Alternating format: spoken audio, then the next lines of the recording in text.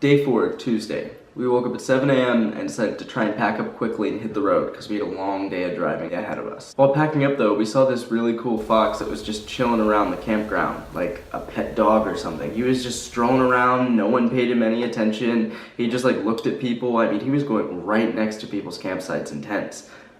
No one freaked out about it. It was so cool. Okay, now we're back. My battery died. That's awesome. I love it when batteries die. It's great. Sorry about that. As I was saying, we woke up early and we hit the road because we had a long day of driving ahead of us.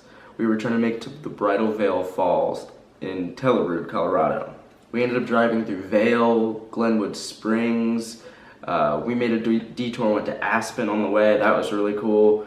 It was really beautiful sights the entire way. We were not bored at all. We were always staring out the windows and just like in awe and amazement at the scenery. It was so beautiful. At one point we were driving through this valley on this really long, windy highway, and it was amazing. The cliffs on either side, it was just so beautiful. It was mesmerizing. I loved it. Once we got to the Bridal Veil Falls, we hiked up the mountain and it was really cool. We were there right in time for sunset. We planned it perfectly somehow. I don't even know. It was an amazing view from up there. It took our breaths away. Once we hiked down the mountain, we went to Steamy's Burger Bar. It was awesome.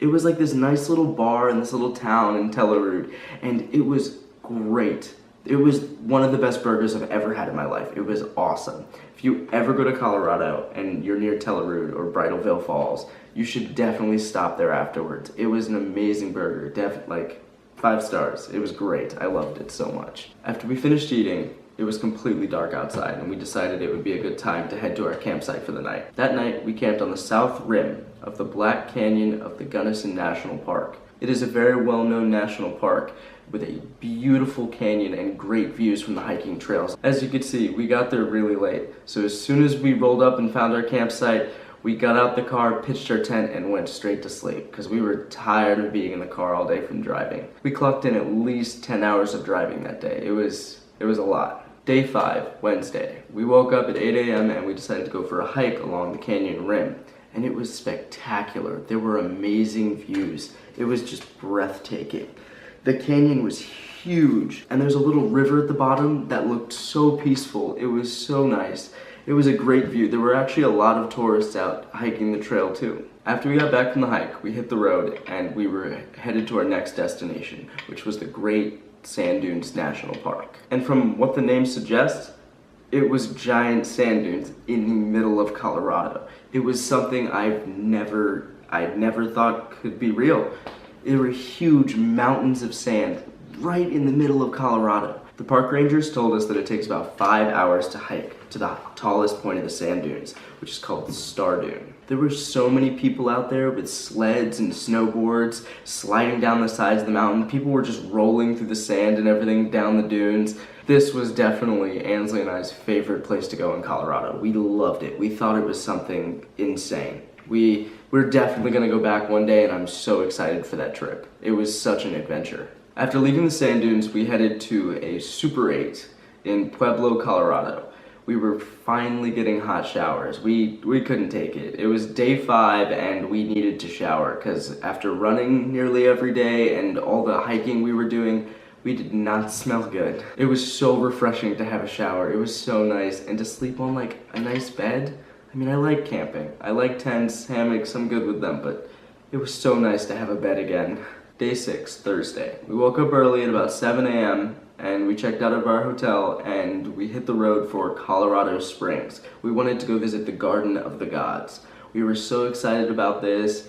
Everything I looked up before about Colorado and stuff said you need to go see the Garden of the Gods. It's really beautiful, and it was spectacular. The Garden of the Gods was really cool. There were these huge formations of red rocks just sticking out of the ground like many mountains everywhere, and it was a sight to see.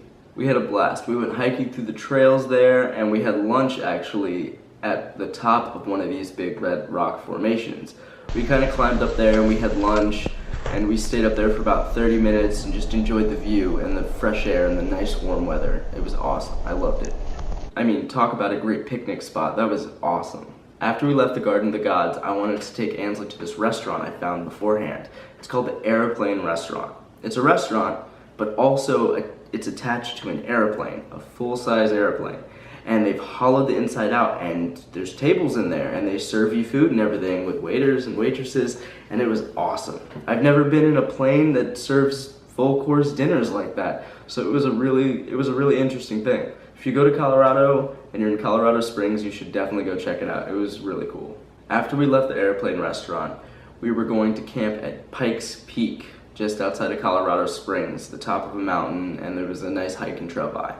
But Ansley thought that it would be better if we got on the road and we just started heading back towards Virginia. I gave in and said, sure, let's go. It was pretty late at night, but we decided to hit the road. We made it up north to Denver, and we were about an hour outside of Denver in Lima, and we decided to stop at a Koa campsite that was on the side of the road.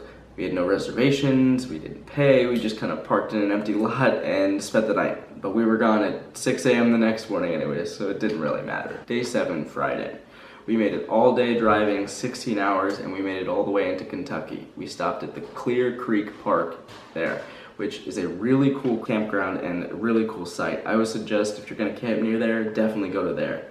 It was really cool. We felt really safe. There were park rangers around, and it was really open. Like, we had privacy, I guess, too. It was really nice. Day 8, Saturday. We got up and we drove the 6 hours back to Radford, and we were finally home. And the entire way that day, we were already talking about another trip going out to Colorado. Some break or another time we have free, another time we're not in school, we were gonna try and make another road trip. We loved it. It was a great experience. I recommend that everyone should go on a road trip. It was a great experience. It was wonderful. I mean, we learned so much. We had so much fun. We saw things people will never get to see in their lives. I encourage every one of you to go out and do a road trip. Even if it's not that far, you don't have to go halfway across the country. Just go on a little weekend road trip. Go on a day road trip. Just go driving for 6 hours. Go explore. Go have some fun, you know? Go see something that you've never seen before. Go see something unique. So, that's my Colorado road trip, and that's all I've got for you today. Thank you so much for tuning in for this video, and I will see you next week. Please like, subscribe, and share my video. I'd love it. I'm glad to actually be posting this finally. Thank you so much. Have a wonderful day.